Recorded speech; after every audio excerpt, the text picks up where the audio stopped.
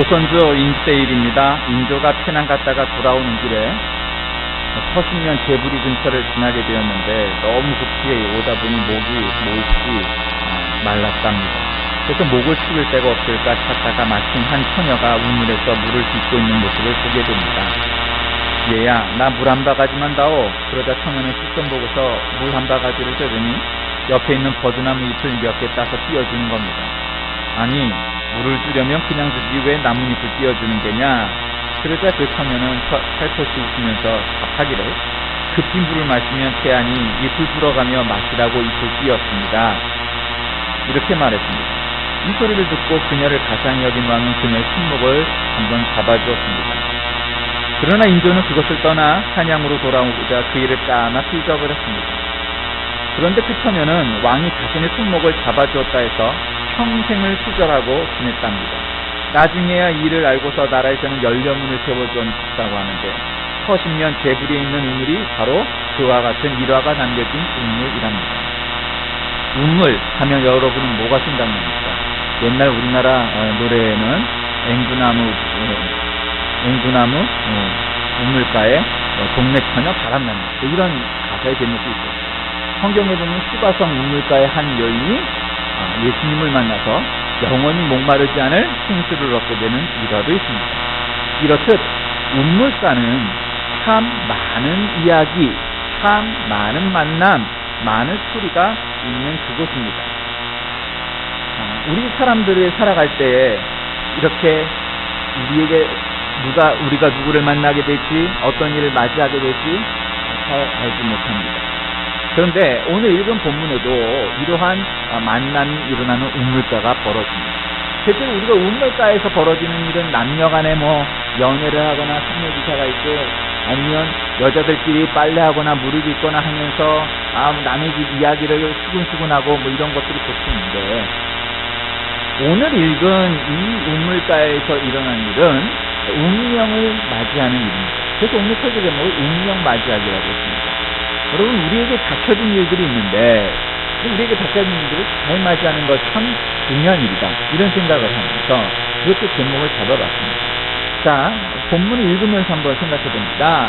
한 소녀에게 이르기를 너는 물동이를 비우려 나로 마시게 하라 하리니 그의 대답이 마시라, 내가 당신의 낙타에게도 마시게 하리다 하면, 이게 무슨 소리입니까? 나한테 물 좀 줘라. 근데 그 아가씨가 한술 더 떠서 내가 당신의 낙타에게도 물을 드리겠습니다, 이렇게 한술 더 나가라는 거죠. 여러분, 우리가 인생을 살면서 이런 기회가 있다는 건 참 다행인 일입니다. 이건 학력, 지능지수 이런 것과 관계된 일이 아니고요, 사실은 마음 씀씀이고요, 또 그의 지혜가 있는 일입니다. 나에게 물 좀 주세요 그러면 내가 당신의 낙타에게도 물을 줄 테니 걱정하지 마세요.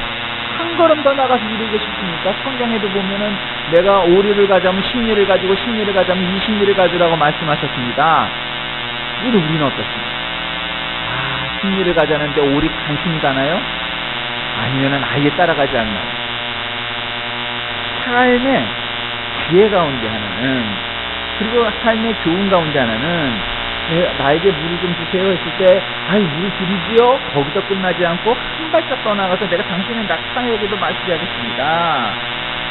그랬더니 그는 주께서 주의 종 이삭을 위하여 정하신 자라, 정해져 있다는 거죠. 그러니까 이 말의 뜻은 뭐예요?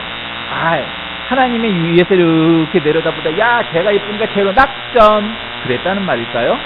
저는 그렇게 생각하지 않습니다. 누구라도 그 후보가 될 수 있었는데, 어쩌면 성경에 기록되지 않았거나 혹은 성경에 기록되지 않은 게 문제가 아니라, 실제로 이 야곱의, 이스라엘의 이 종이 그냥 우물가에서 한 여자에게, 한 처녀에게만 물어봤겠냐고요. 저는 그렇게도 생각하지 않습니다. 아마 여러 물어봤을 겁니다. 성경에 기록되지 않아서 그렇지. 그런데 유독 나에게 물 좀 주시오 그러면 예 드릴게요, 이렇게 친절하게 말하는 것만 해도 그게 보통 일인데, 거기서 끝나지 않고 사람뿐만 아니라 낙타도 목이 마를 테니 내가 낙타에게도 물을 드리겠습니다, 한술 걷어서 이런 마음을 갖기가 쉽지 않았을 거라 이 말입니다. 그러니 하나님께서 정하신 자는 어떤 자예요? 어떤 상황 속에서 생명을 만나거나 나에게 참 도움이 되지 않는 일처럼 보일지라도, 내게 이익이 되지 않는 일처럼 보일지라도 그렇게 친절하게 한 걸음 더 나아가 친절을 베푸는 사람, 이 사람이 하나님이 정하신 자임을 믿으시길 바랍니다. 저는 그래서 리브가가 이삭의 짝이 될 사람으로 정해졌다. 이 정하신 자다. 그런 게 얼마나 중요한 의미가 있습니까? 이 말을 다시 한번 환원해보면, 오늘날 하나님의 일을 감당할 자가 누구냐? 학식이 높고, 재산이 많고, 교회가 크고, 아니다. 하나님이 정하신 자라고 저는 믿습니다. 하나님이 정하신 자란 뭐냐? 물을 줄 뿐만 아니라 낙타에게도 준비하여 드리는 자입니다. 한 발짝 더 나아가서 친절을 베푸고 자비를 베푸는 자입니다. 그랬더니 주께서 내 주에게 은혜 베푸심을 내가 알겠나이다. 이렇게 고백을 했습니다. 근데 그 말을 마치기도 전에 그러니까 사실은 한번 이 기도를 드리기 전에 이스라엘의 그 종이 여러 아가씨를 겪어봤겠죠. 그러니까 대체로 물 한번 여기 드세요 이렇게까지 얘기하지만 그 이상은 말 안 했으니까 그렇게 서원기도 이처럼 기도한 다음에 말을 마치기도 전에 한 아가씨가 나오는데 그 여자가 이름이 리브가였습니다. 이 리브가의 원래 뜻은 뭐냐면 그물끈 이런 겁니다. 여러분 그물이라는 게 통 하면 물고기가 거기에 빠져나가지 못하잖아요. 여러분 은혜 받기 원하십니까? 축복받기 원하십니까? 여러분들의 삶이, 여러분들의 믿음이, 여러분의 자세가 리브가가 그물끈처럼 되시기를 주의 이름으로 축원합니다. 그럼 빠져나가지 못해요. 그런데 문제는 아무리 신앙생활을 오래 했다 하고 내가 100분이 뭐고 300개 400개 예수를 믿네 어쩌네 그래 봤댔자 우리들의 그물의 코가 너무 크면 은혜가 빠져나가고 주일날 예배에 와서 은혜를 받고 교제하고 했던 은혜들, 하나님 중으로서 받은 축복들, 이런 말씀들, 이런 것들이 그 그물 사이로 다 빠져나가 버리면 그게 무슨 의미가 있습니까? 그러니까 문제는 오늘날 은혜가 없다, 말은 잘못된 말이지만 계시가 없다, 이런저런 말을 하면 그게 문제가 아니고 우리의 그물코가 얼마나 벌어져 있는지를 살펴보는 것은 삶의 신앙생활의 가장 중요한 문제입니다. 리브가가 물동이를 어깨에 메고 나오니 얘기가 된 거죠. 자, 16절에는 보기에 힘이 아립답고 디자인이 괜찮았던 것. 지금까지 남자가 가까이 하지 아니한 소녀가 디자인뿐만 아니라 퀄리티도 괜찮았던 거예요. 그래서 그 우물로 내려가서 물동이 태워가지고 올라오니까 그걸 보고서 종이 초간 건데 얘 물동이의 물을 내게 조금 마시게 하라. 그가 이르되 내 주여 마시소서 하며 깊이 물동이를 손에 내려 마시게 하고 마시게 하기를 하고 이때 당신의 낙타를 위하여 물을 길어 그것들도 배불리 마시게 하리다 하고 급히 물동이의 물을 그 위에 붓고 다시 길을 내고 우물로 달려가서 모든 낙타를 위하여 드리는지라. 낙타도 한 마리가 아니었겠죠. 그 대상이라고 부르는 것처럼 여러 마리 물이었을 거예요. 근데 그것도 했다. 리브가는 운명 맞이하기에 잘해가지고 그 말은 장학사가 온다 그러면 막 날뛰는 학교들 있죠.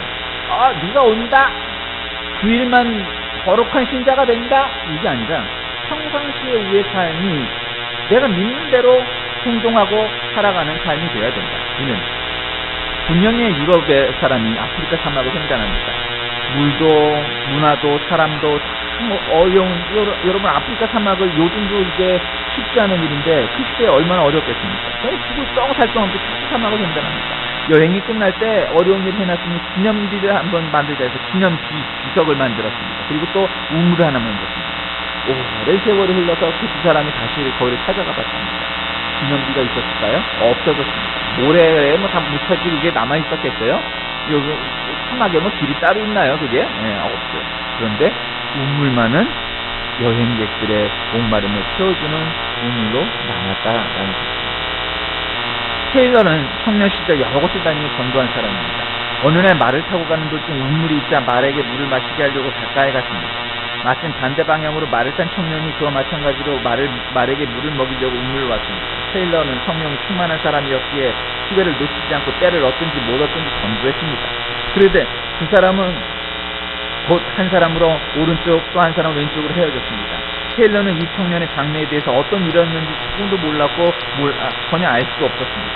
그때 그 청년은 그때 전도받고 훌륭한 기독교인이 되었고 아프리카 전도를 위해 헌신하기 이뤘습니다.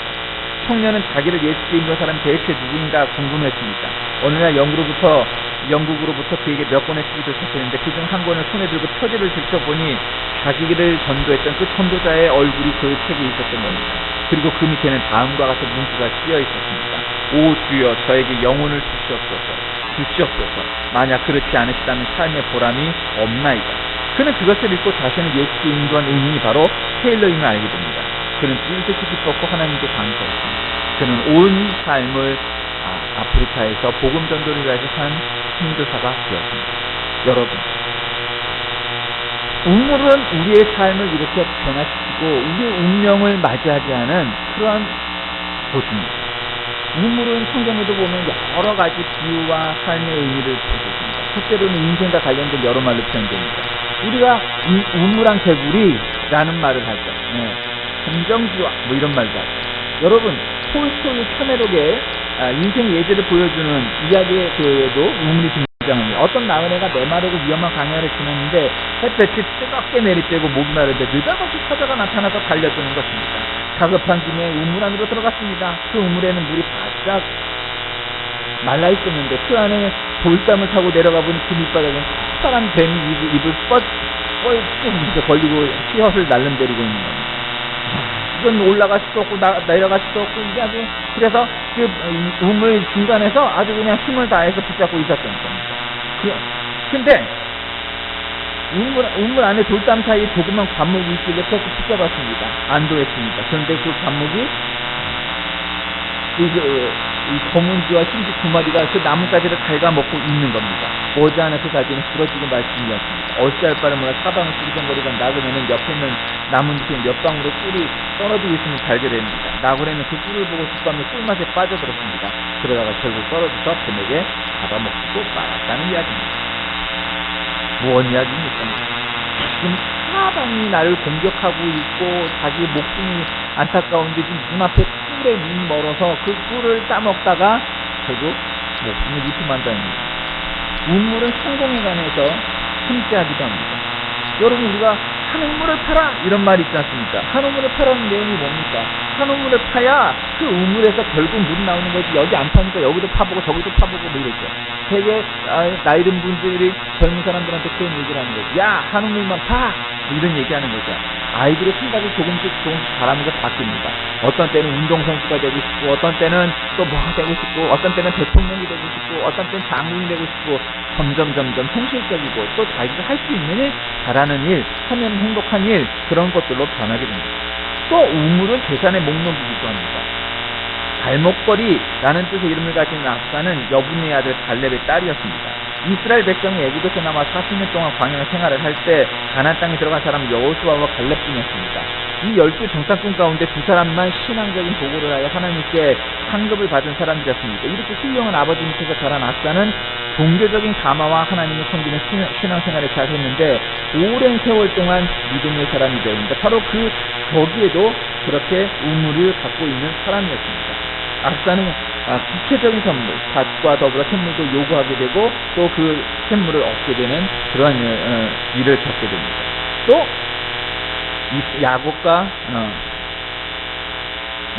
야곱과 에서의 관계에도 우물이 등장합니다. 이렇듯 또 부엘라 헤로이라는 우물도 등장합니다. 성경에 보면 이 팔레스틴 지방이 워낙 물이 귀한 지역이니까 그런 것이 굉장히 많이 나오죠. 우물을 지배하고 물을 주시는 일을 그러니까 하나님이기에 하나님을 찬양해야 된다고 민수기 21장에도 나옵니다. 그래서 우물의 노래라는 것도 나오죠. 또 우물 때문에 다투고 전쟁을 벌이기도 합니다. 그것이 성경에 나와 있는 내용들입니다. 또 우물의 삶이 장이 되기도 합니다. 나이가 많아 늙어버린 아브라함은 만년에 얻은 이삭을 위해 아내를 얻게 하려고 자기 집의 모든 소유를 맡아 관리하는 종을 부릅니다. 그 늙은 종에게 허벅지 밑에 손을 넣으라고 맹세시킨 다음에 내 고향 내 족속으로 가라. 내 아들 이삭을 위하여 나의 아들의 아내를 택하여 오라. 이래서 오늘 읽은 본문처럼 그렇게 리브가를 만나는 것이 바로 오늘 본문에 나와 있는 우물입니다.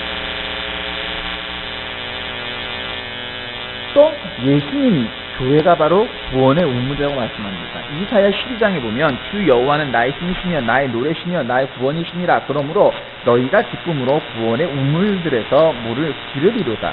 사마리아 여인은 물 길러 왔다가 구원의 우물 대신 예수님을 만나 구원의 은혜를 체험하고 이 소식을 전하려고 물동이는 내버려두고 달려가서 예수 믿으세요. 이제 메시아가 오셨습니다. 그렇게 전도하기도 했었습니다. 삶의 운명을 맞이하는 것, 그것이 바로 우물입니다. 자화상이라는 시가 있습니다. 산 모퉁이를 돌아 논가 외딴 우물을 홀로 찾아가서 가만히 들여다봅니다.